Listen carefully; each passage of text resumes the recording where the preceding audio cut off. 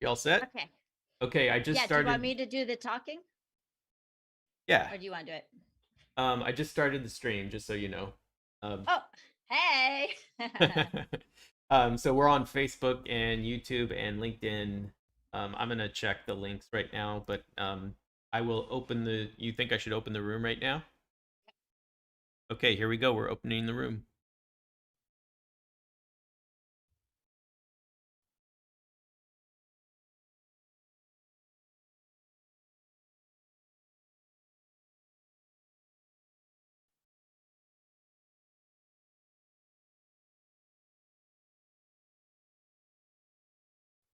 Okay, I see people starting to log in, and we'll start here momentarily. It's now 11:56. So we have about 4 minutes before the start of the program, but in the meantime, we want you to get comfortable and start thinking about the questions that you have for our speaker today, Janna Ireland, who will be talking about Paul Williams and the photographs she has taken of Paul Williams architecture.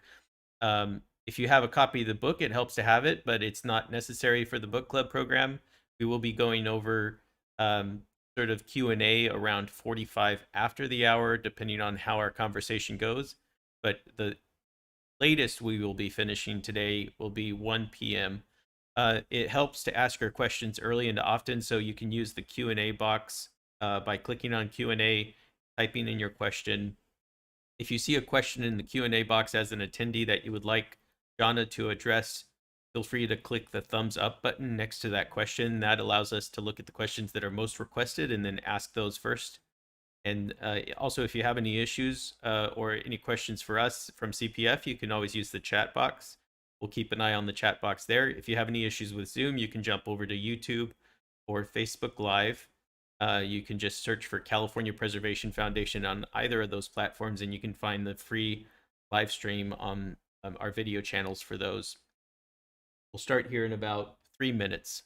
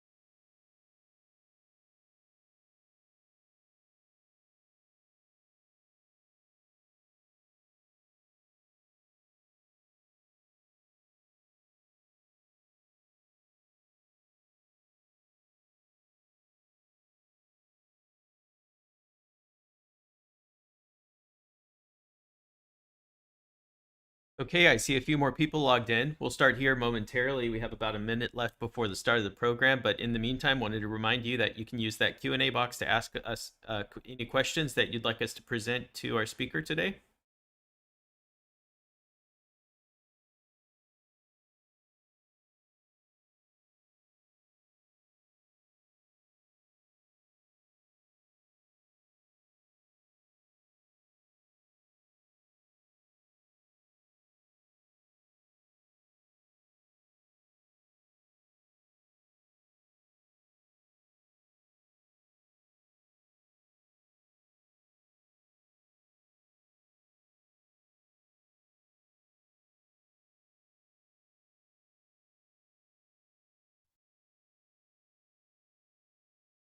Hello, John, and hello, everybody.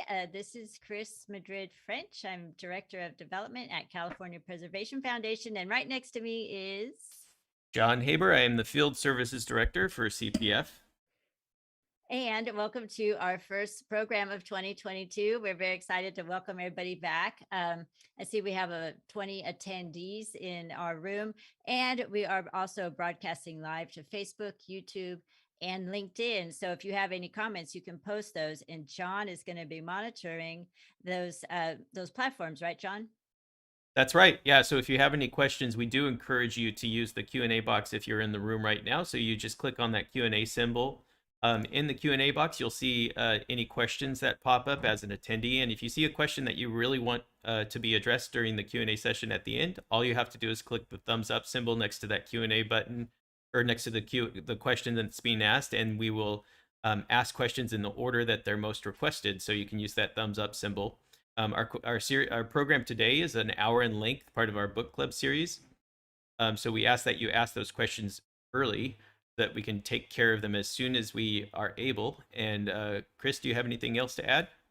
I do, John. So we do encourage you to chat while we're in the program so you can see your friends in the chat window. If you want to post where you're calling in from, once you post, people can see your name in the chat. And we can talk amongst yourselves. You can feel free to use that chat while we're in the book club. And if that window does bother you, you can push it to the side or minimize it. And I think I'm ready to get started. If you're new to our book clubs, you're not required to read the book. Really, this is just about uh, seeing more experiences and meeting more people that are in the preservation community. So I'm going to go ahead and introduce Janna Ireland. This is about Regarding Paul Williams. It's a photographer's view. It's by Angel City Press, published in 2020. It is $50 hardcover, 224 pages, and an incredible 200 plus images, which I can't believe that you did that, John. That's a lot of work. Janna is this is a photographic exploration of the work of the first licensed Black photographer, first licensed Black architect, west of the Mississippi River. Known as Hollywood's architect, Paul Revere Williams was a Los Angeles native who built a very successful career as an architect decades before the civil rights movement, and his story is very compelling, and Janna is going to be going into that. She is exploring the work and legacy of Williams through this series of intimate black and white photographs. And it's more than just a book of architectural photographs. It's really the result of one artist's encounter with another artist, connecting across different generations within the same city. So, Janna, if you are there and ready, you could go ahead and turn on your camera. Welcome, Janna. How are you today? I'm well, thank you. How are you? I'm great. Thank you so much. We really appreciate your time and your generosity to explore some more of your work. If you want to go ahead, you can get started with your presentation.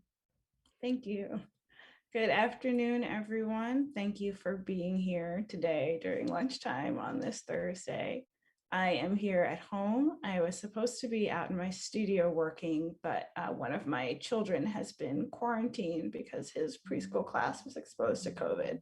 So I do have a 4-year-old here with me today, and I'm hoping that I can get through this without him bursting in and sitting on my lap and trying to say hello to all of you.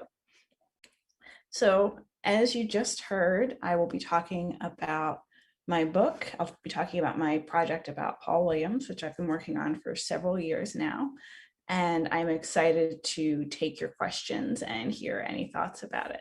And I think the best thing to do is probably just to launch into it.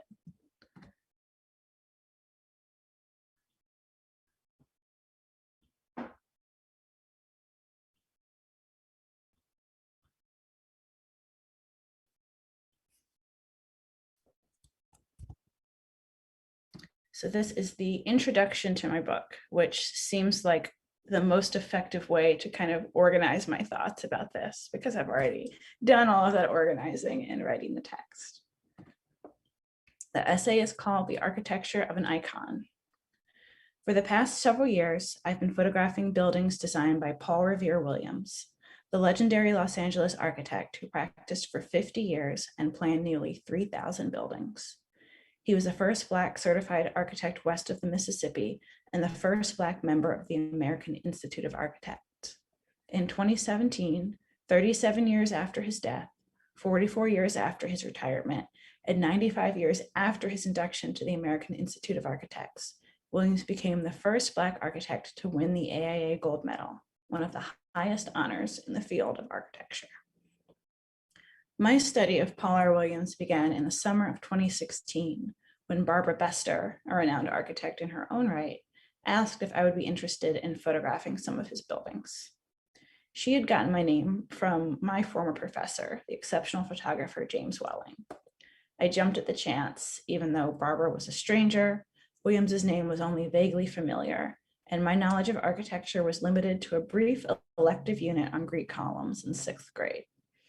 At its core, my work is about the expression of Black identity in American culture, and I felt an immediate connection to Williams's story. I'm not an architectural photographer or even a documentary photographer. Most of my photographs are fictional scenes that relate to my own experiences. In Milk and Honey, for example, my husband, children, and I play alternate reality versions of ourselves, carefully posed in my husband's grandfather's well-appointed mid-century house as though it were our own. When I said yes to Barbara that summer, I had no idea how to go about photographing a building, let alone dozens of them. What I did have was a 1-year-old son and a brand new full-time administrative job at USC. I was struggling to figure out how I was going to continue to fit art into my life. As busy as I already was, I was happy to have a new assignment. That initial email from Barbara came at exactly the right time. A few months later, pregnant with my second son, I began my Paul Williams work. The decision to photograph in black and white was intuitive, almost automatic, and not tied to any sense of nostalgia for bygone eras. I simply wanted to mute distractions like the color of a wall or carpet and draw attention instead to Williams's voluptuous curves and tidy lines. Most architectural photography is designed to sell a space. It asks, what purpose does a building or room serve? What does it look like as a whole? My goal was to create an experience of Williams's work that was about the feeling of living in his spaces and loving them. Williams thought about every little detail, and I felt that seeking out those details would be a fitting way to honor him. I searched for clues about Paul Williams and his buildings. Paul Revere Williams was born in 1894 to parents who moved from Memphis to Los Angeles for the promised curative properties of the climate. Both had tuberculosis, and both were dead before Williams's 5th birthday. Williams and his older brother ended up in separate foster homes. The woman who raised Paul Williams recognized his potential and nurtured his skills.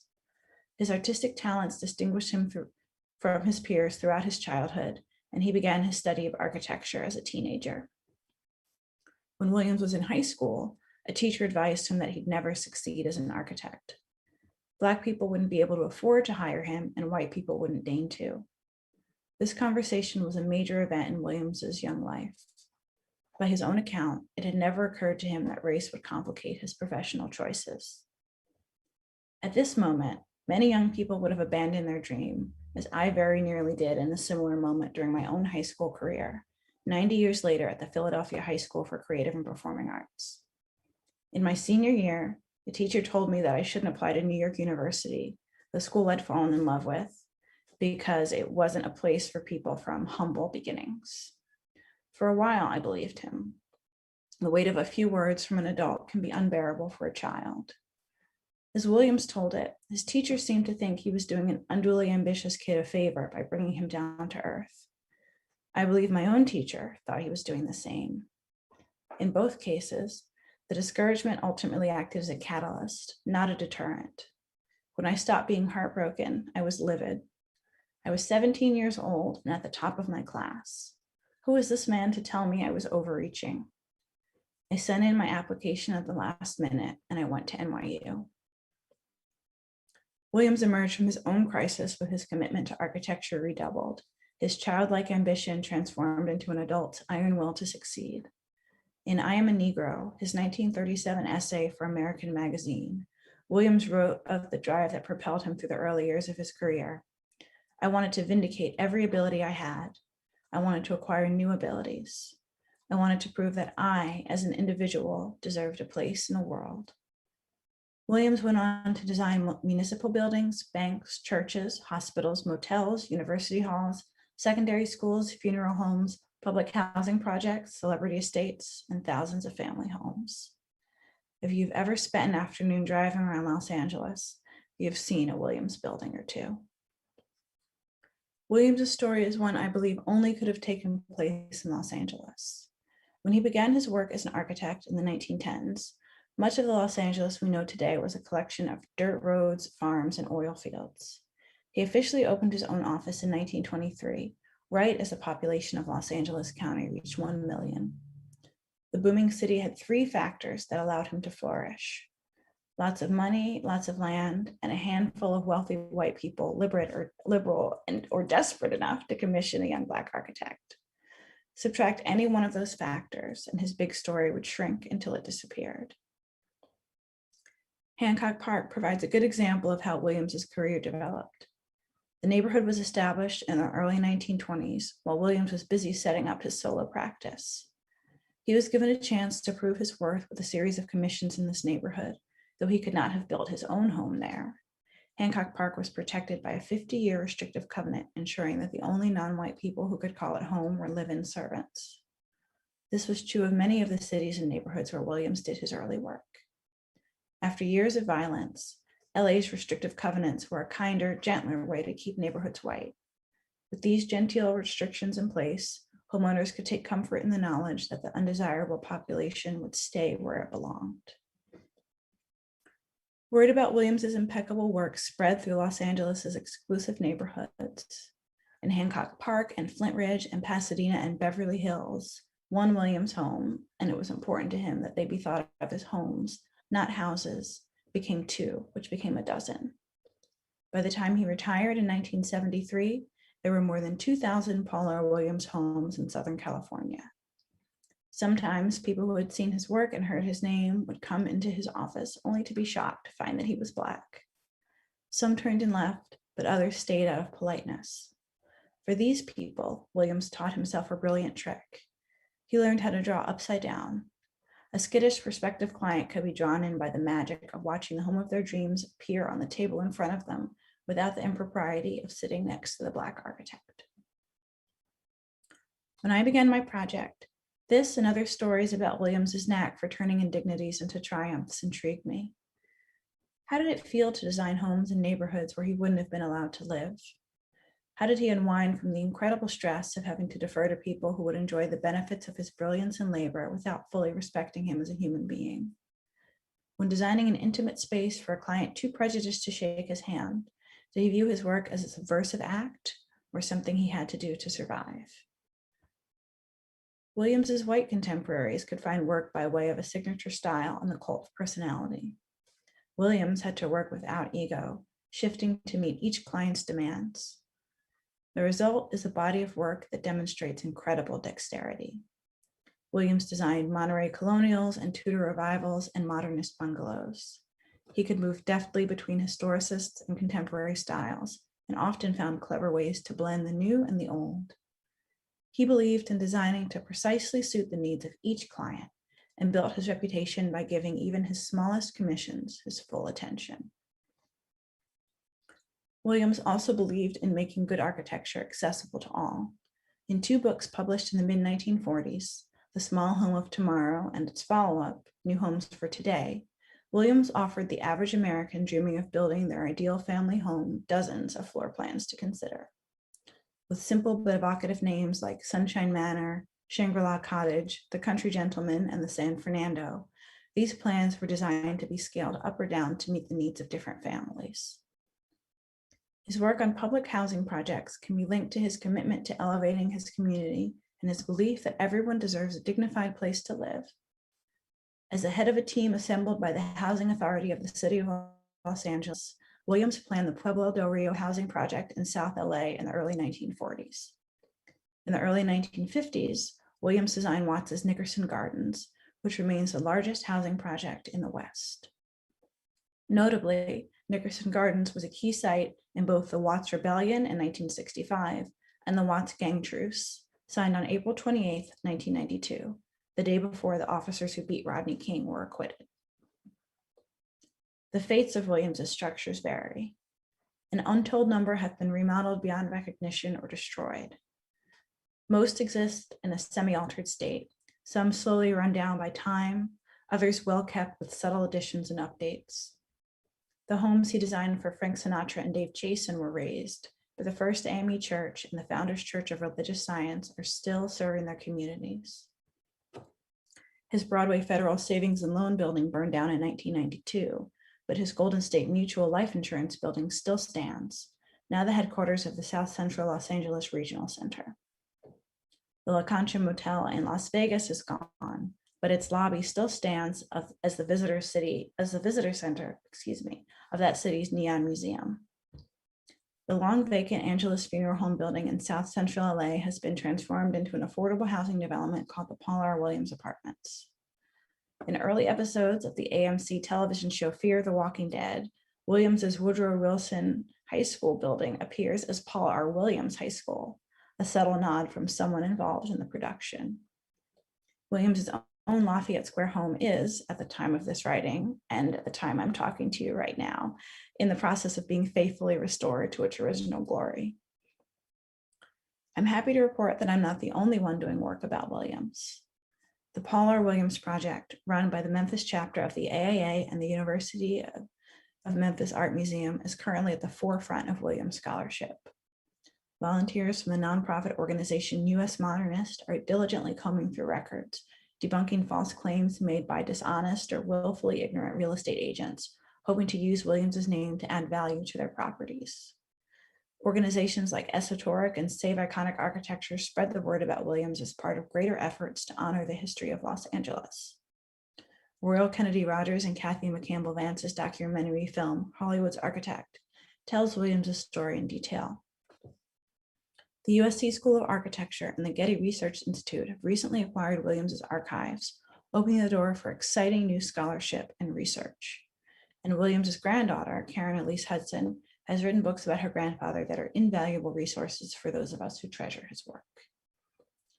The story of my work about Paul R. Williams is all tied up with my personal milestones. Learning to drive and learning Los Angeles by car, my pregnancy with my second child and lugging camera equipment and a big belly around strangers' homes, quitting my administrative job and beginning to teach photography, figuring out that I could be a decent mother and a committed artist at the same time. I learned a lot about myself doing this work, and the work continues. It may continue until I can no longer manage a camera. When I look at Williams's meticulous designs, I'm reminded that there's no hurry. It took Williams more than 50 years to complete his work. Why shouldn't it take me just as long to study it? So far, I've photographed over 24 Williams structures intimately and a few dozen more superficially from the street. The first building I photographed, a handsome mid-century ranch-style house in LA's View Park neighborhood, turned out not to have been designed by Paul Williams at all. I learned from the architect Frank Escher that the house was designed by Claude Coyne, a partner at Paul Williams and Associates. By then, View Park number 1, a dreamy picture of palm fronds leaning against a foggy plate glass window, had become the most widely distributed image from the project, appearing in Aperture and Harper's. Another photograph from the house had been printed in the Los Angeles Times. After much internal debate, I decided to keep the pictures from the View Park house in the body of work.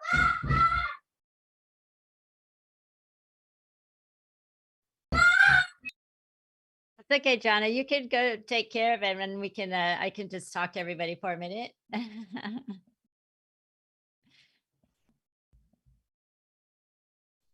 All right. So, hey, everybody. Janna, like you said, she has her son at home. He's in quarantine. So we'll just give her a few minutes to get him settled down again. I hope you're really enjoying these photographs. And if you think of anything that you'd like to ask Janna, this would be a good moment to post something in the Q&A box or also in the chat. I'm having a little tech trouble, and I wanted to let David know that I will definitely come by and stop and see you in Palm Springs.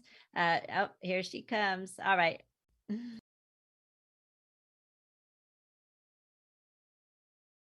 Go ahead, Janna. So sorry. He has no respect for any of the work that I do.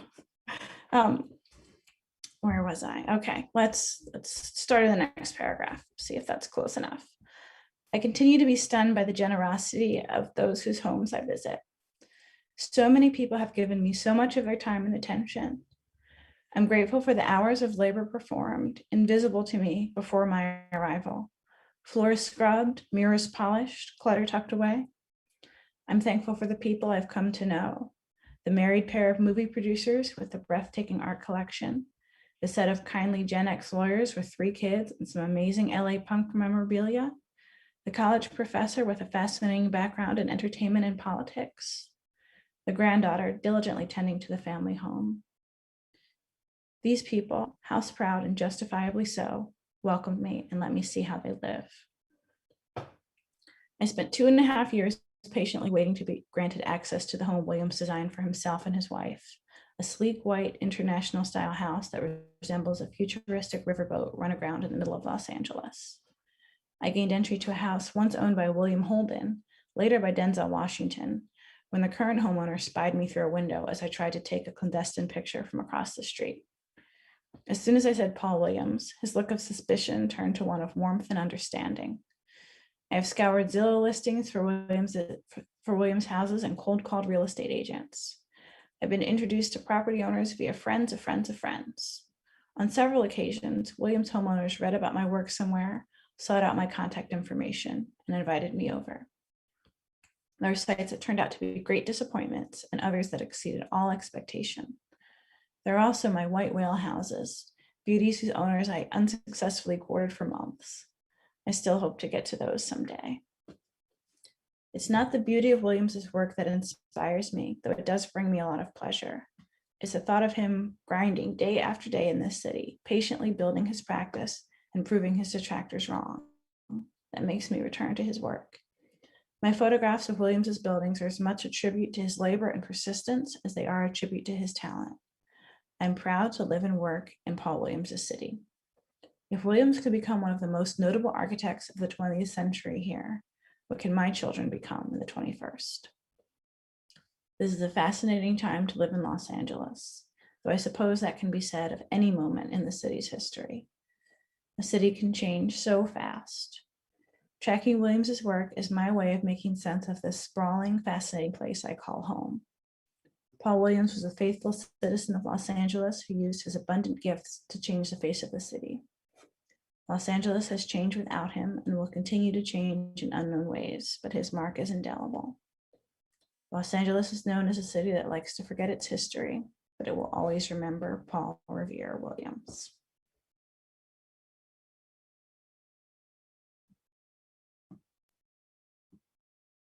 Thank you, Janna. That was really moving, the way that you read that introduction over the videos or the scenes from your book. We are fine if you need to get up again, by the way. It's perfectly okay. Everybody in the chat is like, yeah, no problem. I was going to say we have a lot of sympathetic parents in the room, and they're all like, my kids are just like that." Yeah, so if you need to get up, no problem. But first, I'll start off, and then John and I like to take turns with just asking some general questions. But again, if anyone is watching online or inside the Zoom room, if you have any questions, go ahead and post those to the Q&A box or in the chat boxes, and John and I will field those, and we can have this conversation with Janna. I want to start about you really as a photographer. You talked about you say many times that you are not an architectural photographer, and I'm sure a lot of the people here would say, no, you are an architectural photographer by the mere fact that you are documenting architecture in a way that other people are not, and using your own vision. I wanted to ask you, you said that your work is about the expression of Black identity in American culture, and that the photos are fictional scenes that relate to your own experiences. And I thought maybe you could just go into that a little bit. Sure, absolutely. But that's something that has changed a little bit since I wrote the essay. So at the time I wrote this text, I was working on the Paul Williams work, and then I was also working on these kind of elaborate staged photographs with my family. So I would think in advance about what the costume should be and what the light should be and where everyone should be, and just sort of make these complicated tableaus. And that was sort of the other part of my work. But then, of course, I finished this text and submitted it to the publisher in February 2020, and we all know what happened in March 2020. So I was home with my family for about a year and a half. And I ended up making a lot of different kinds of work about my family.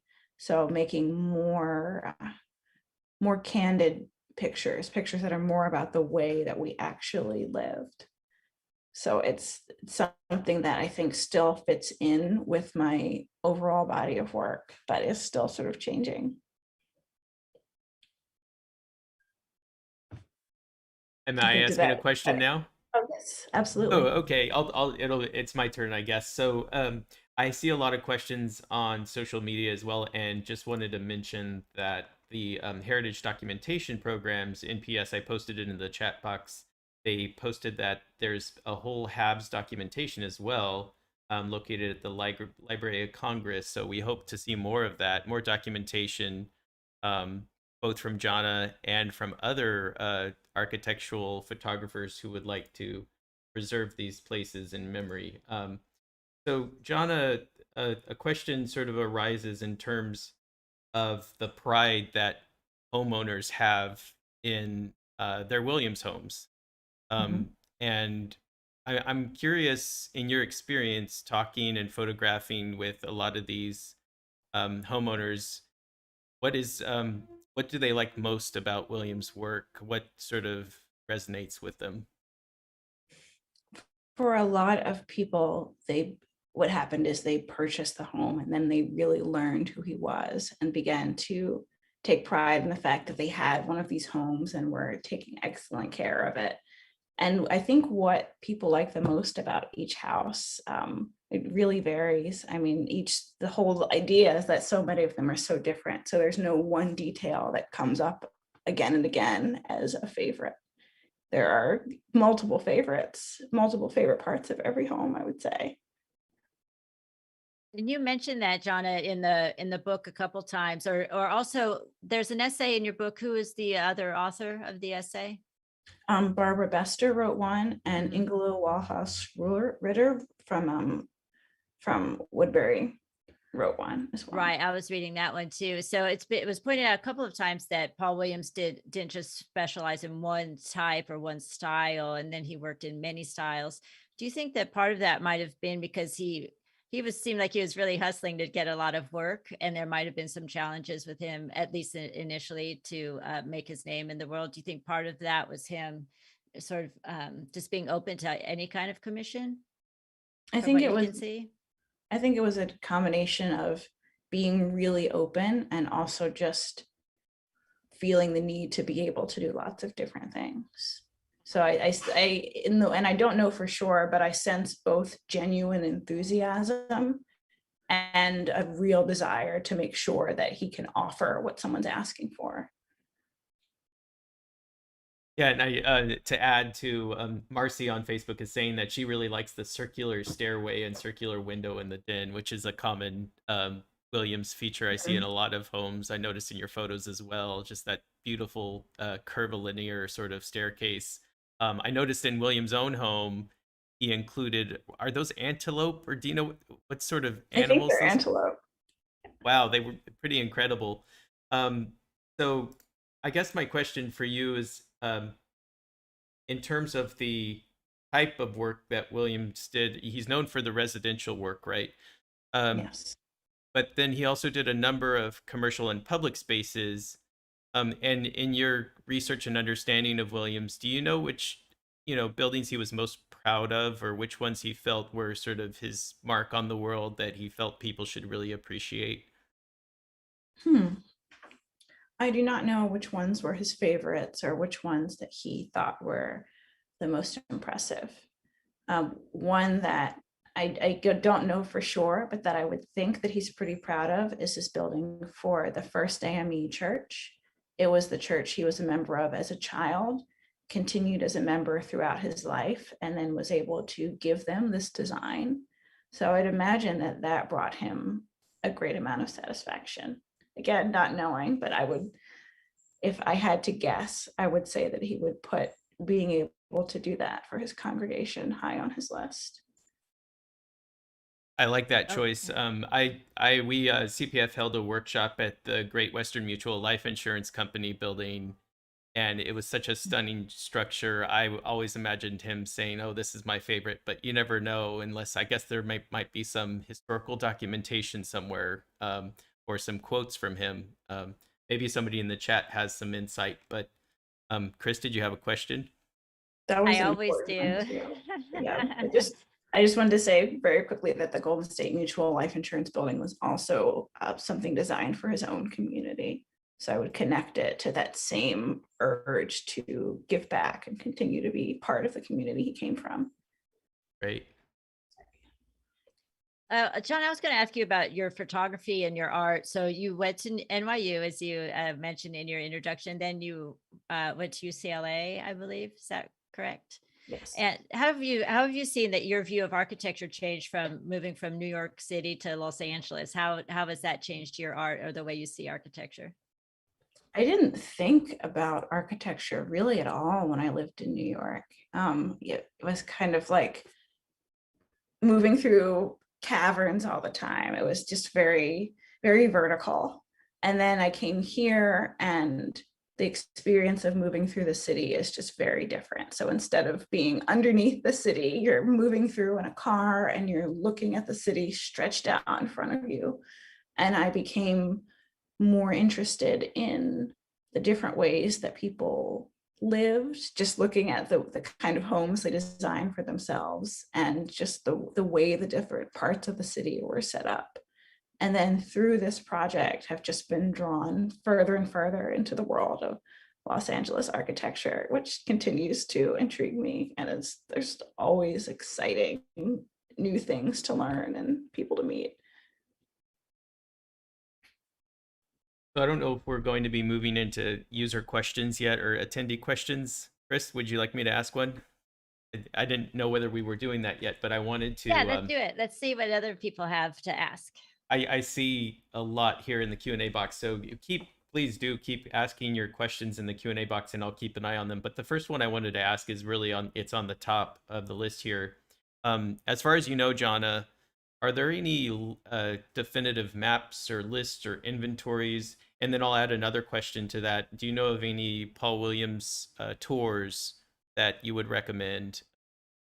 So either maps or inventories or tours. Let me see if I can find the link. What is it called? There was recently a driving tour that people could take, and my brain is not working completely today. Oh goodness. No, that's not helpful.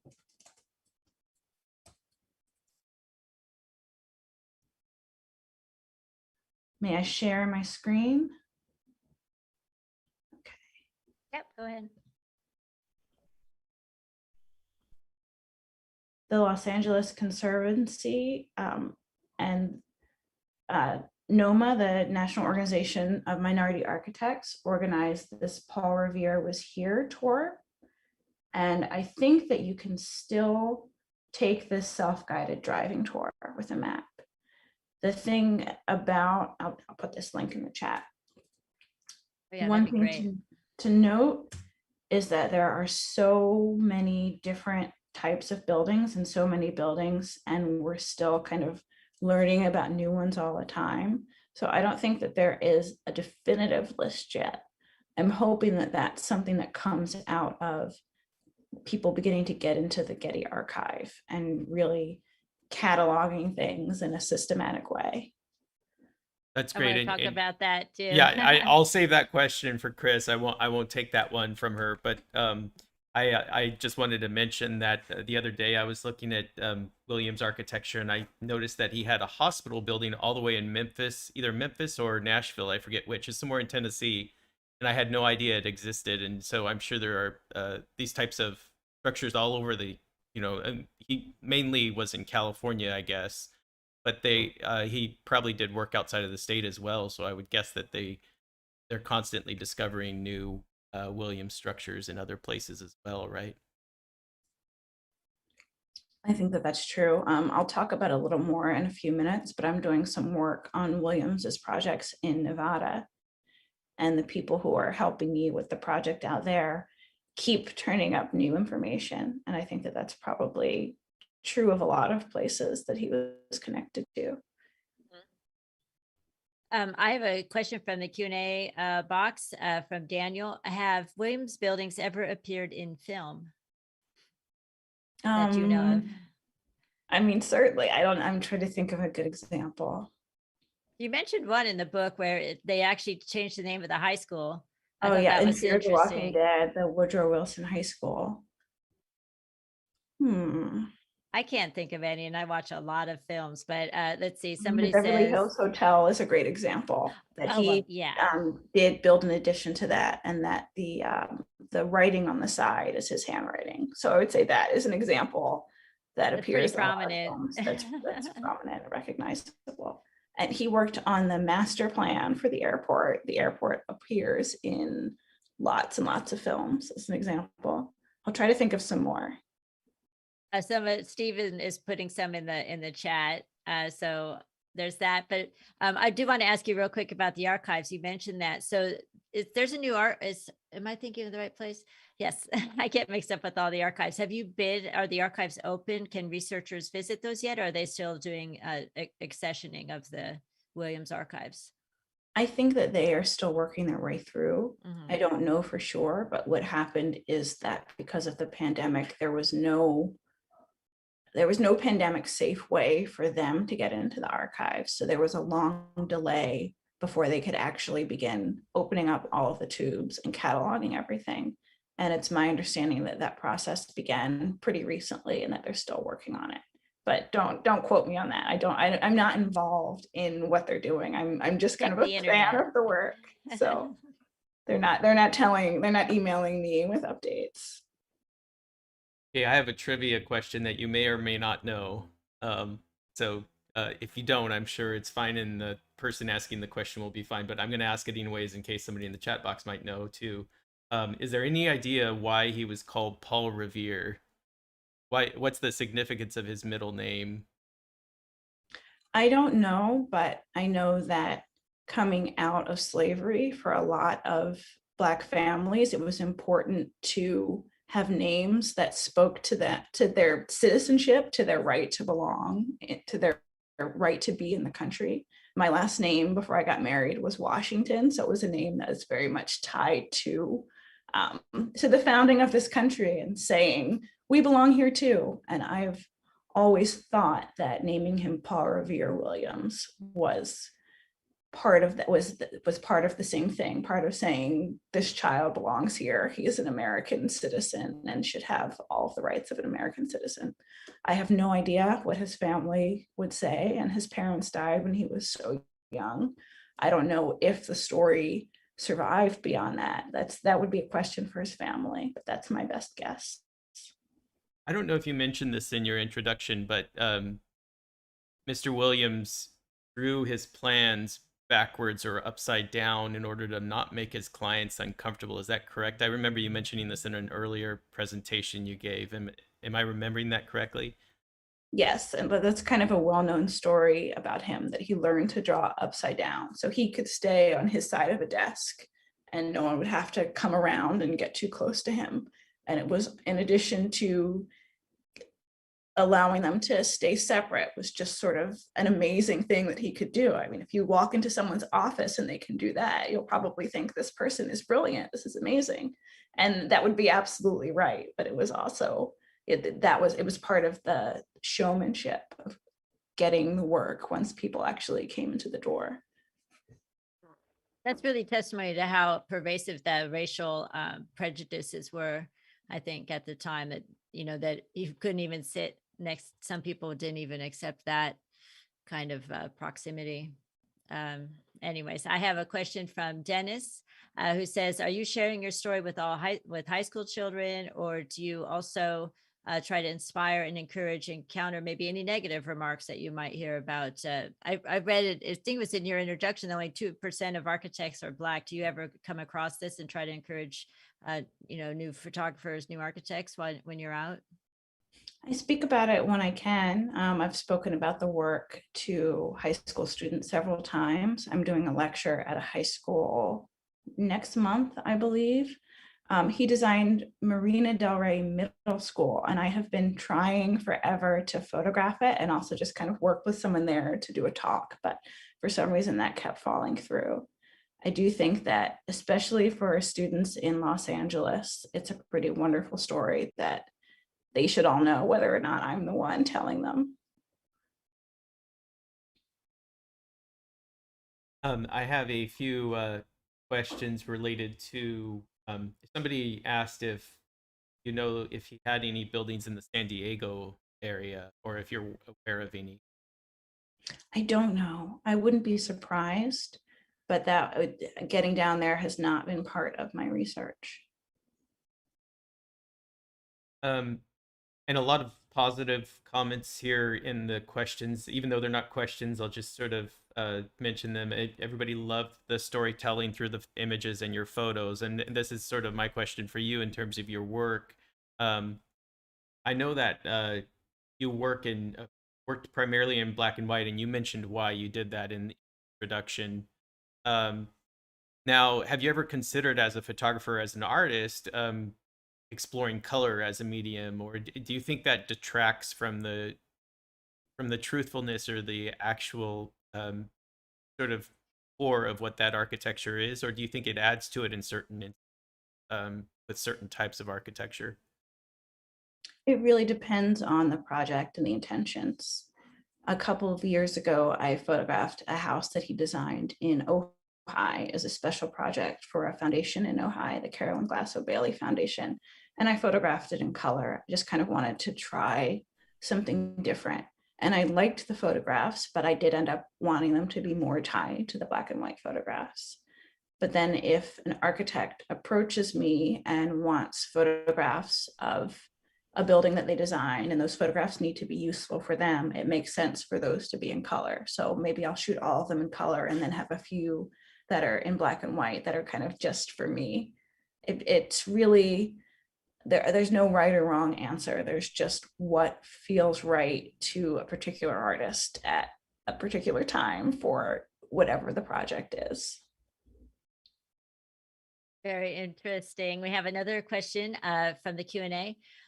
So are you good over there, Janna? We have so many questions. I wanted to check in, make sure you're in there. I'm doing very well. Okay. What challenges did you face in capturing the essence of Williams' diverse architectural work, and what was most intriguing about it? So challenges, and what intrigued you about those challenges or about the work? The initial challenge was figuring out what the work should look like or what I didn't want it to look like. And I figured out that what I really wanted to look at was details, was small parts of rooms. And then I had to be okay with it not being more traditional photography, with people looking at the book and we're worrying, I guess, that people would look at the book or look at the body of work and say, well, I can't get a picture of what a particular building actually looks like. And then just sort of having to decide that I had to go for what I wanted and not make the work the way someone else might want to see it. And another, let's see, challenges, getting access to buildings was a bit of a challenge at the beginning. As the project moved further and further along, it became easier and easier to gain access to buildings. As I said in the text, there are some that I never quite managed to get into, but now that there are articles about the work and there's the book, there's something that I can show people so they know that it's legitimate. So it's made it really a lot simpler to gain access to places. That's always the challenge that John and I talk about, that how do you get in and who do you have to know to get into some of these buildings? And I liked the way you called them white whales. I think you said buildings that you really want to get into, and it's on the top 10 list, the bucket list. I want to see the Janna bucket list. So I have another question here from the Q&A. What are the barriers in your mind in making architecture and preservation more accessible and open to Black people today?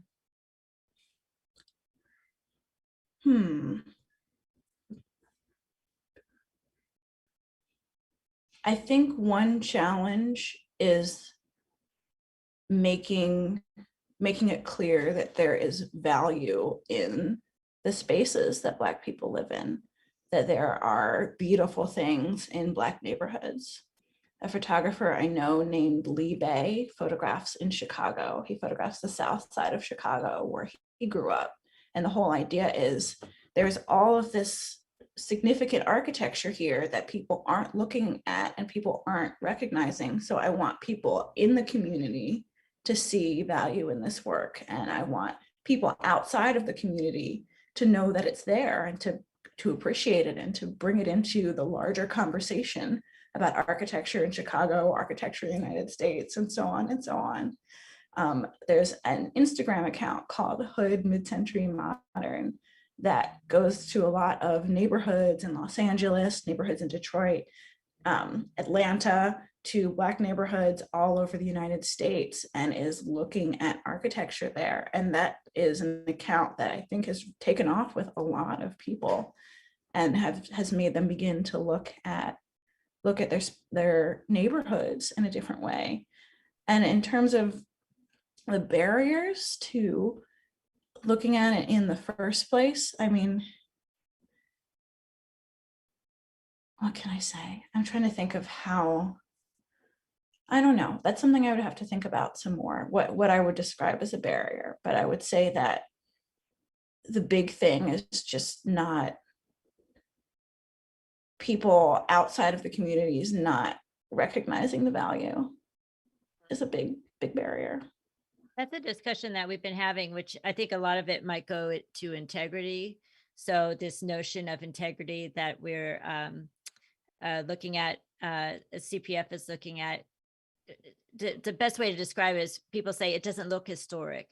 That's just a way that I find that some communities, their architecture is marginalized because people see it and they're like, that doesn't look historic, because maybe it's not in good condition, or maybe it has, stewardship has been not as maintained over the years. And so I think that could also be a barrier. We're getting a lot of interesting comments in the chat about this topic.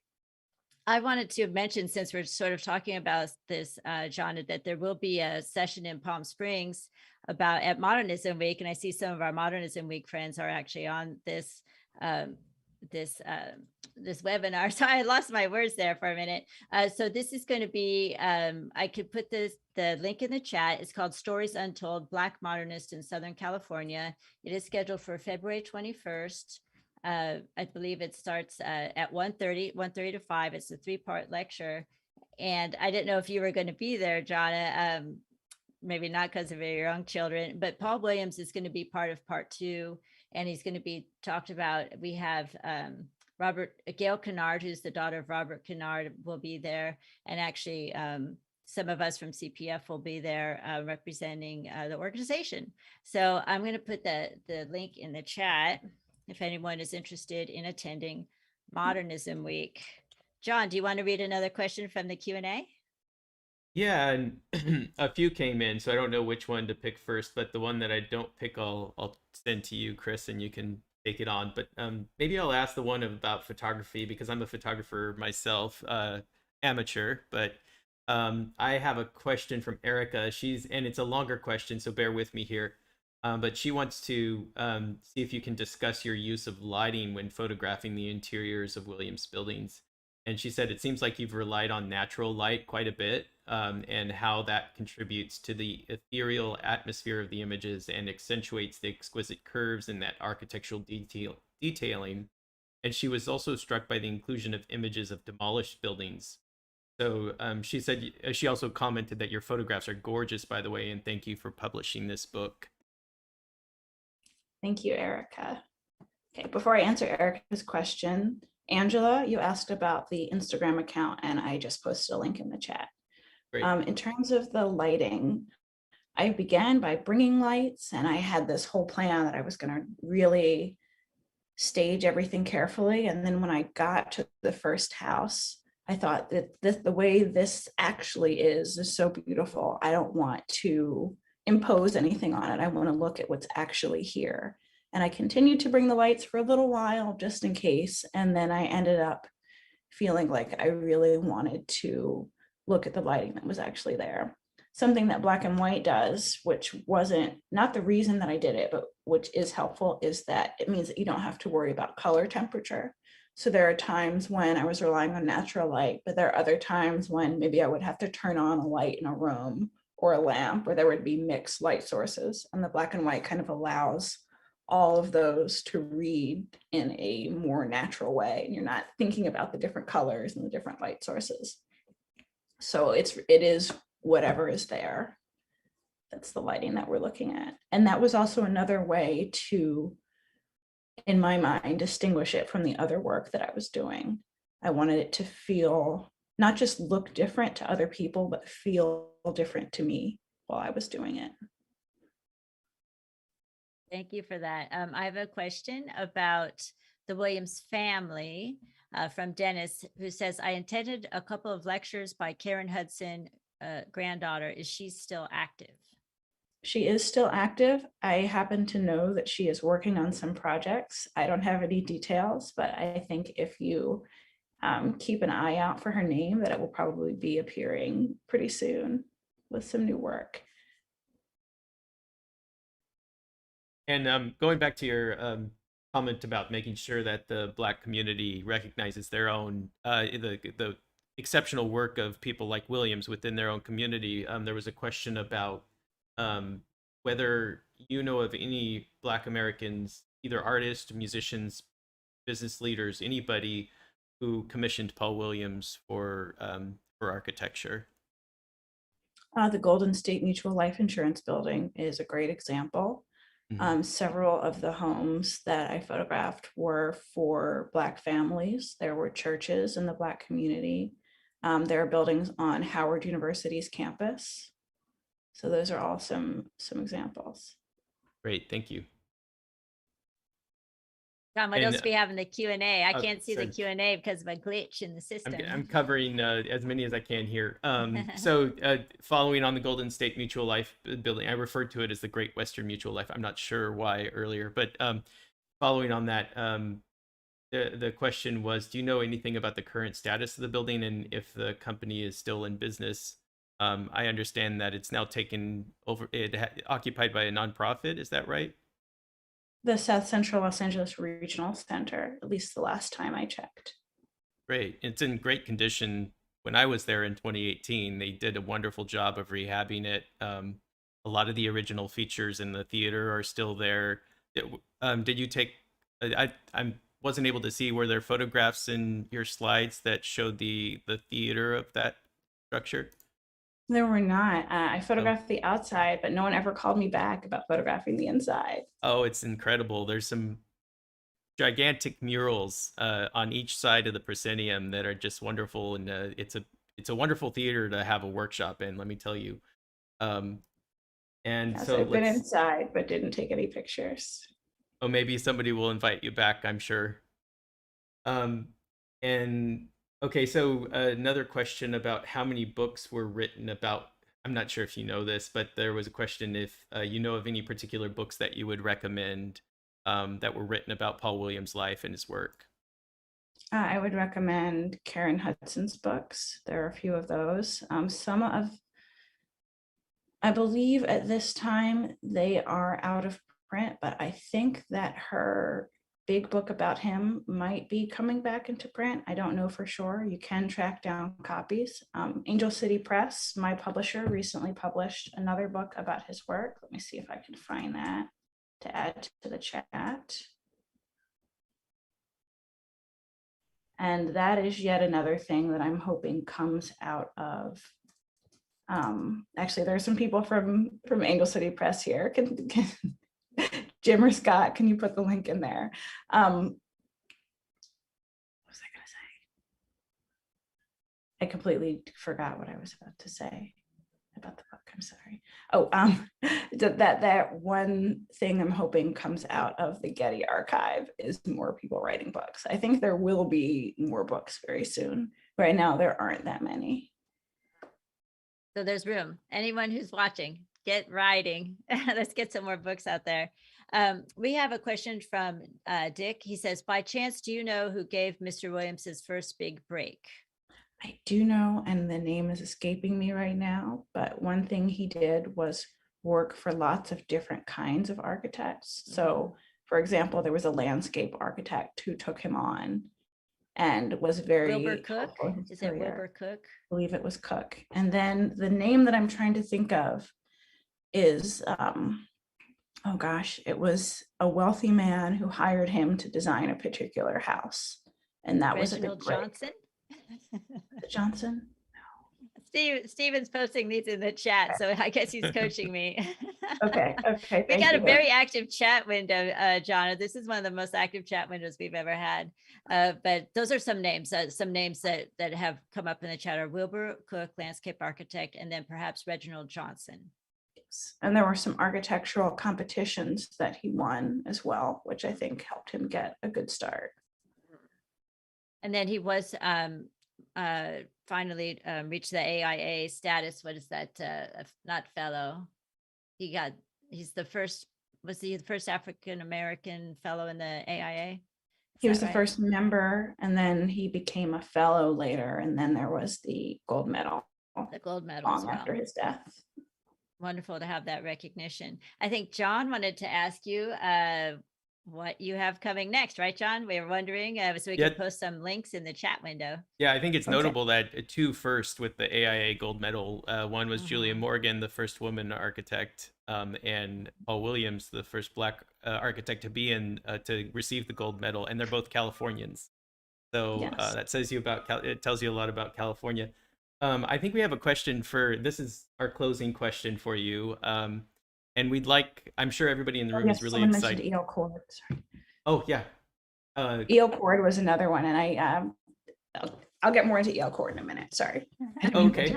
Well, maybe we'll ask you about that first, then we'll close out with a closing question for you. Oh, I was just when talking about what I'm working on next, I can mention EL Cord. We can get to it later. Yeah, go ahead. So that's our question for you. So what's next? Everybody wants to hear here. The big thing that I'm working on right now is I got a fellowship from the Nevada Museum of Art. I'll show my screen. And I am working on photographing some of his buildings there, including a house that he designed for EL Cord. He built something for EL Cord here in Los Angeles, and then Cord later hired him to design this house out in Nevada. So that will be part of this show, which will open in Reno at the Nevada Museum of Art in July, and will run through October, and then we'll travel to Las Vegas. That's incredible. That's wonderful news. So everyone can see your work. Explain to people who are watching, what is that first image that you showed at the top of your page there, in case people aren't familiar with it? This is the lobby of the La Concha Motel, which was picked up and moved when the motel closed, and now sits at the Neon Museum and is the entrance. That was an incredible save. And so do you feel like, this will be the last question, do you feel that your work benefits historic preservation because you're getting the word out there? I hope so. I mean, what happened with me and Paul Williams is that I started doing the work right around the same time. There was stuff going on behind the scenes to get his work moved to the Getty, and then the documentary about his life and work, Hollywood's Architect, which had been in the works for years before I began my work, finally came out after I was working on it and before my book came out. So I feel as though my work is part of this big group of things that are all happening at once. And I hope that it is helpful in terms of preservation, but I don't want to give myself too much credit. I think there are lots of other people who are doing the work.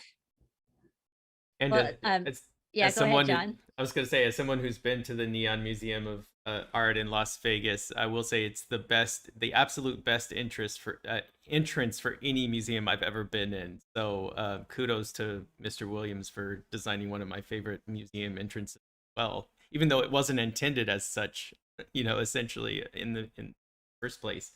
Now I left. Chris, did you want to mention something before I? Nope, I think we're ready to wrap up, John. Okay, so to wrap up, we just wanted to remind people that in the chat box, you'll see a link to an evaluation form just to let Janna and us know how we all did today and also what you really want to see in future programs.